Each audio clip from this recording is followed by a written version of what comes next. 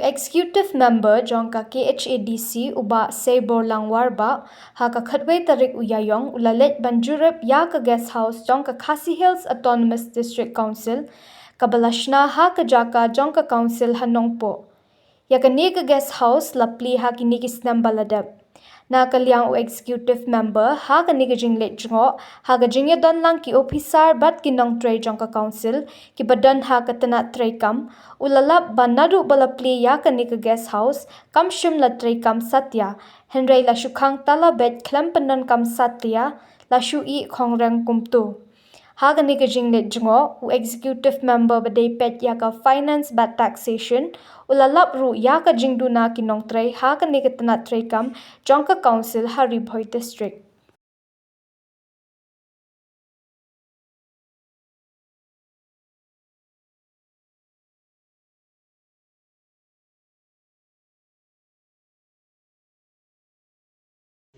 Spawn page kan ni kan. Oh, ini game.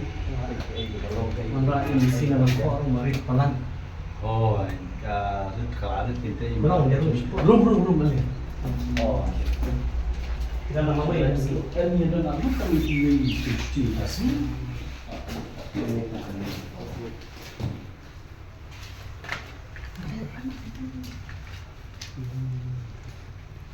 Ni barang duna ada dari staff. Kita di sini semua, semua staff dan magistrate di sini.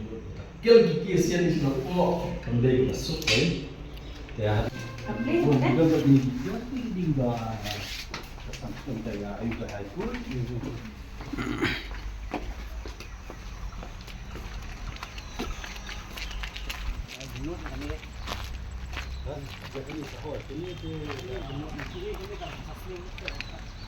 Aduh, bukan Pak Lama. Kadang harus serok balik ke sebelum seperti itu. Nang ni anak teman yo cimi Di Bambun. Kemarin ni kalau punya, aduh berat sekali, aduh benda pulih. Kini lamut ni layak keren lokong stay. Sim saya kong, ia mempunyai dom ini mostly. Itu use personal. Andre yang tu kibun mah kita tiba pula.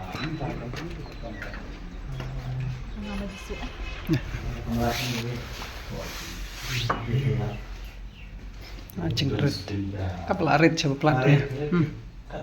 Larit.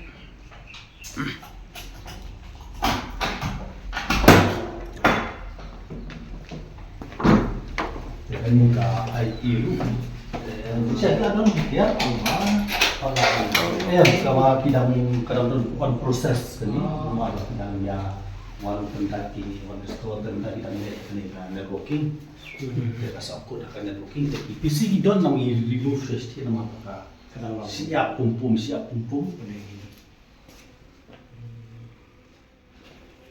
Aku terus mesin. Ini pihak aku dah masuk.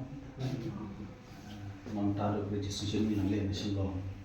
Tengah tharai di bila tak kalau bala macam ni yang magis titik kita tak one sini tanah tak ibai petition ni ki habe dah session lo masawan dia sini tak bahagia kelada kena mungkin mundur bisa peran setiap ini esok ya try kalau pun try sensitio kena ngi heavy bahani kia apa kami sini teh Kenapa kau pakai kamu? kia kama